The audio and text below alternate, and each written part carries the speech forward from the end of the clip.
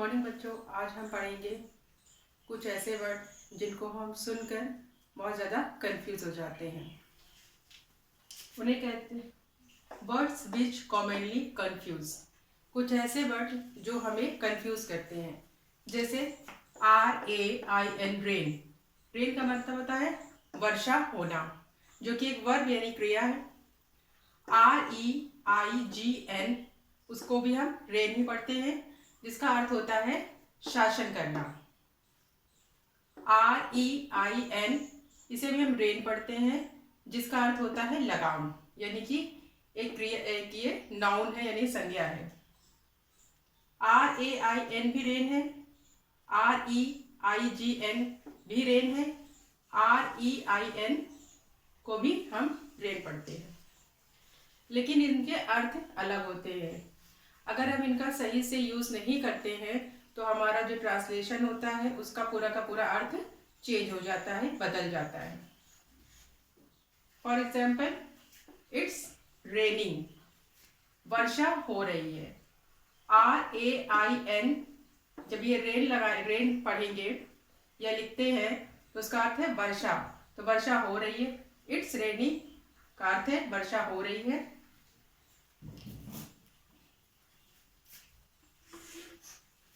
और जब हम पढ़ते हैं the queen reigned, REIGNED, reign, इसका अर्थ है शासन करना। The queen reign over England, रानी ने इंग्लैंड पर शासन किया। इसका अर्थ क्या है रेन का? शासन करना। तो the queen reign over England, यानी कि रानी ने इंग्लैंड पर शासन किया। REIN, इसका अर्थ भी है रेन, इसका मतलब है लगाम।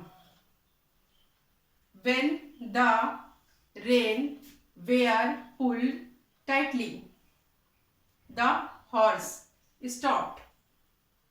When the rain were pulled tightly, the horse stopped. तो इस रेन का अर्थ है लगाम। जब लगाम जोर से खींची गई तो घोड़ा रुक गया। ठीक है, तो अगर हम इसकी स्पेलिंग्स गलत लिखते हैं या इसकी स्पेलिंग या हम गलत रेन का यूज कर देते हैं, यानी कि इसको यहाँ कर देंगे या उसको वहां पे कर देंगे, तो पूरा का पूरा अर्थ चेंज हो जाएगा। तो हमें मीनिंग अच्छे से याद करना पड़ेगा। और क्योंकि जब इसका हम उच्चारण करते हैं तो इन तीनों को ही हम रेन ही बोलते हैं, रेन ही पढ़ते हैं, लेकिन स्पेलिंग तीनों की अलग है। जैसे RAIN रेन, इसका मतलब वर्षा होना। REIGN रेन, इसका मतलब है शासन करना। REIN रेन, इसका मतलब है लगाम। तो मैंने इन तीनों की मीनिंग, इनके अर्थ और इनका ट्रांसलेशन भी कैसे यूज करते हैं वो मैंने आपको समझाया, साथ में इसकी हिंदी भी बताई, जिससे कि बच्चों आप कंफ्यूज नहीं होंगे।